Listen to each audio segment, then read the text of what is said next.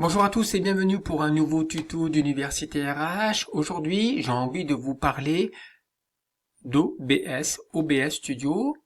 OBS, ça signifie Open Broadcaster Software.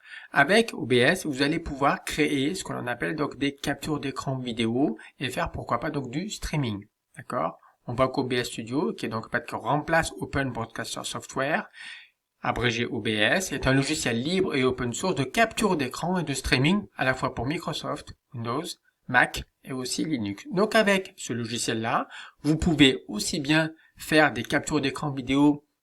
Par exemple, imaginons que je veux donc me filmer en train de présenter mon diaporama, un support de cours à mes élèves, je peux le faire avec OBS. Mais également pour les jeunes qui jouent en fait en ligne avec Fortnite, ils pourront en fait également faire du streaming avec cette application-là. Donc on va être les multiples, on va dire, applications possibles pour ce logiciel OBS. Alors comment ça fonctionne? Tout d'abord, ici vous avez le lien pour télécharger. Intéressant, vous avez le lien ici vers la page d'accueil. Je vais cliquer ici pour être redirigé vers la page d'accueil donc de OBS.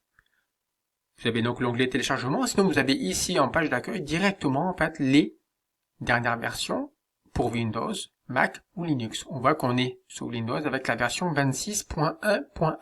Bon, n'oubliez pas, vous allez cliquer ici pour télécharger donc le logiciel. D'accord, c'est de manière assez classique, voilà, donc téléchargement. Ici vous allez donc cliquer donc sur télécharger donc l'installeur et là automatique installateur et là vous allez donc installer OBS donc sur votre ordinateur de manière classique, je dirais. Ce n'est pas une solution SaaS en fait qui se connecte par le biais donc d'une adresse web, c'est un logiciel qu'il faut donc installer sur votre ordinateur. Dès que vous avez terminé cette installation, vous allez vous retrouver sur votre PC, sur votre bureau ici, vous allez retrouver donc vous voyez donc OBS, donc le petit logo, il ne me reste plus qu'à cliquer dessus pour rentrer sur le logiciel. Ce que je vais faire tout de suite, hop, il est déjà ouvert ici, je vais cliquer ici pour ouvrir. Vous me retrouvez ici en fait en ligne. D'accord? Juste pour vous expliquer que, en effet, cette vidéo, je filme avec Screencast-O-Matic et donc une autre solution de capture d'écran vidéo pour vous montrer comment fonctionne OBS. Alors, vous voyez que pour l'instant, donc, sur cette scène, en fait, ici, là, pour l'instant, j'ai donc rien du tout. D'accord? Comment ça marche? Alors, tout d'abord, parce que je veux pas faire un tuto relativement long, je veux juste vous montrer donc les différents paramétrages à effectuer. Vous allez tout d'abord commencer par cliquer ici à droite sur Paramètres. Et c'est donc dans Paramètres que vous allez effectuer donc tous les réglages au niveau général, stream, sortie, audio, vidéo, etc. Vidéo, vous allez cliquer ici et souvent vous allez choisir comme résolution donc de base 1280 par 720. Pour la sortie audio, ça sera à vous d'indiquer justement que l'audio du bureau correspond naturellement à l'audio donc de votre ordinateur, mais par contre, vous avez la possibilité donc d'installer d'autres micros, ce qui est mon cas avec le microphone LCS USB audio. Voilà. Donc, vous devez en fait, ici voir un petit peu les différents réglages. Il y a des réglages par défaut, d'accord, mais c'est à vous en fait après à cocher les différents réglages. Mais si vous cantonnez aux réglages par défaut, donc c'est parfait. Par contre, ici, il faudra bien naturellement pouvoir en fait connecter vos différents périphériques. Dès que j'ai terminé avec cette petite partie-là, je me retrouve en fait ici. Le fonctionnement donc d'OBS, c'est la possibilité de créer autant de scènes que l'on souhaite. D'accord? Donc, on est donc ici. J'ai donc une première scène que j'appelle accueil. D'accord? Sur laquelle je trouve en fait un écran noir.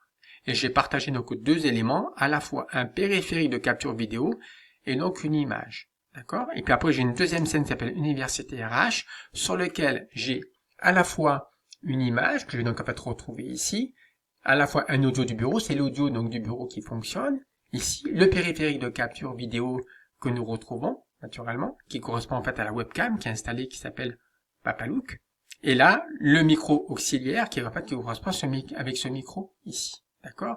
Et en fait, quand je suis ici, je bascule sur une autre scène, et ici, etc. Donc je peux créer, si je veux, donc autant de scènes que je veux. Sur chaque scène, ça sera connecté par exemple à un élément, donc un site web ou alors un diaporama. Et quand vous allez filmer, vous pourrez comme ça passer donc d'une scène à une autre, tout en étant filmé. Donc je trouve ça très très intéressant pour ce logiciel. Donc ça demande un travail de préparation. Mais par contre, après derrière, je pense que le rendu est intéressant. Dès que vous avez terminé, donc tous ces petits réglages-là, vous allez cliquer ici sur démarrer l'enregistrement pour commencer en fait à démarrer l'enregistrement. Dès que votre enregistrement sera donc terminé, vous cliquerez à nouveau sur arrêter. Donc là, je démarre, vous voyez. Et après, je clique sur arrêter. D'accord? Et ensuite, pour retrouver mes enregistrements vidéo, je vais cliquer ici et je vais pouvoir après afficher les enregistrements comme ça. Voilà, sur mon PC, ils sont donc en effet dans on va dire donc le répertoire PC vidéo. Je retrouve mes enregistrements donc disponibles. Après à moi donc de les monter naturellement. Je ferme la petite fenêtre qui est donc ici et je reviens là. Donc imaginons que là je suis sur la page d'accueil, d'accord? Vous voyez bien que j'ai donc en fait intégré ici donc le périphérique vidéo qui est donc en mode réduit donc à droite. Voilà, c'est donc en fait ici, d'accord? Si je souhaite rajouter donc d'autres éléments, on va dire donc sur cette page-là, ça sera à moi à cliquer sur plus et à rajouter soit un diaporama, voilà, quelconque, soit donc une image, par exemple, donc le logo ici correspond en fait à une image, soit un navigateur pour naviguer, donc voilà, naviguer donc sur le web. C'est vous qui voyez, vous faites comme bon vous semble, d'accord? Voilà, ok. On a vu que on a quand même capté aussi, en fait ici, on a indiqué sur laquelle on a pour l'instant que le périphérique de capture vidéo, on n'a pas le périphérique, les autres sont audio, etc., etc. Si je rebascule sur l'autre chaîne, ici, je vois par contre là, j'ai donc l'ensemble. Donc c'est, en grosso modo, c'est comme si vous créez une scène, et sur cette scène, vous allez rajouter toutes les sources dont vous avez besoin pour faire vos screencasts. D'accord? Dès que tout est prêt, comme ça, vous cliquez sur démarrer l'enregistrement pour faire votre capture vidéo. Si par contre vous souhaitez faire donc du streaming, vous allez cliquer sur commencer le streaming pour débuter en direct le streaming. C'est-à-dire qu'en fait que vous allez filmer votre ordinateur en train donc vous allez filmer en train de jouer sur votre ordinateur. Voilà. Donc c'est pour ça que je voulais vous faire une petite démonstration assez rapide de ce logiciel-là. Je ne vais pas rentrer donc dans le détail, hein, mais voilà, je suis allé en fait à l'essentiel. Il y a beaucoup de choses en fait à dire, à creuser. Voilà, donc j'ai commencé à créer donc des screencasts avec cet outil-là. Je trouve ça très très intéressant. Ce qui m'intéresse surtout, c'est de pouvoir créer ici, par exemple, autant donc de scènes que l'on souhaite, et sur chaque scène, d'avoir des éléments graphiques ou avoir des éléments, on va dire.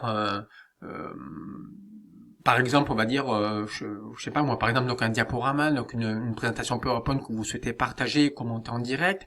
Voilà, c'est ça que je trouve très intéressant avec OBS Studio. Voilà, donc je vous encourage en fait à le télécharger, logiciel open source libre. Donc n'oubliez jamais qu'une université RH est très intéressée par toute cette galerie donc, de logiciels libres.